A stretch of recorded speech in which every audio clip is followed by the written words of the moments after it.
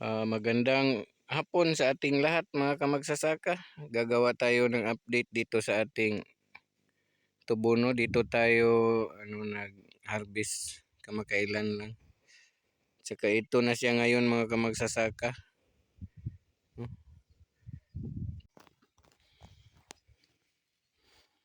So magandang tanghali mga kamagsasaka, no? Update tayo sa ating tubo. Ito na siya ngayon mga kamagsasaka, malalaki na. So tayo ay mag-spray ng damo ngayon. Yan. So habang ganito pa sila kalaki ay siguraduhin natin na makapag-spray na tayo para madali silang patayin. So ito kasi ay tamang-tama ang timing na ganito kalaki ang mga damo. 2 inches ang haba o ang laki nila. Ito kasing ganito mabilis lalaki yan, no? Mga nasa 6 inches na yung gagapang kasi yan eh. May mga yan, may mga tinik. Pero madaling patayin ito.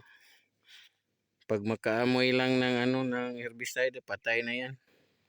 Yung mahirap patayin ay ang ganito, itong ganito mga kamagsasaka. Ito ang medyo mahirap patayin. Pero pag binabasa mo talaga ay mamamatay yan. Kaya siguraduhin natin na sa pag-spray natin ay mababasa talaga itong ganito ng mga damo para mamamatay. So ito lang mga kamagsasaka, no? O, spray na tayo. Samahan niyo ako mga kamagsasaka.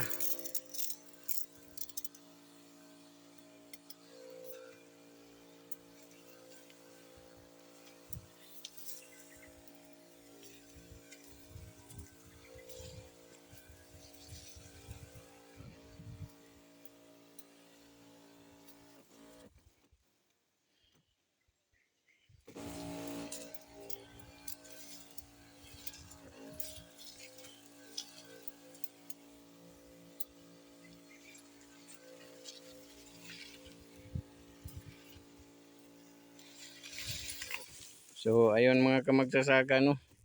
Gagawa natin ng update ito pagkahadaan ng mga 2 araw or 3. Tingnan natin kung ano nang nangyari.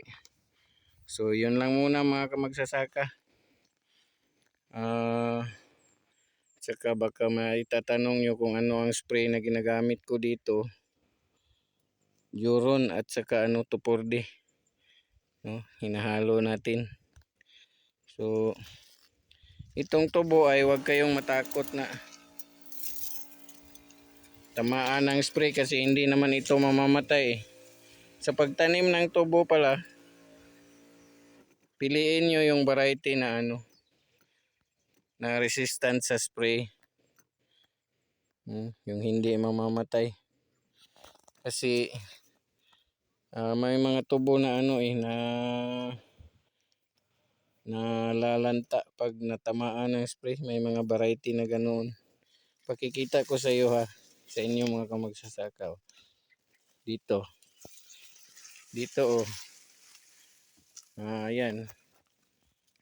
Tapos na tayong mag-spray dito kahapon, pero tingnan nyo, parang wala lang nangyari dyan sa tubo.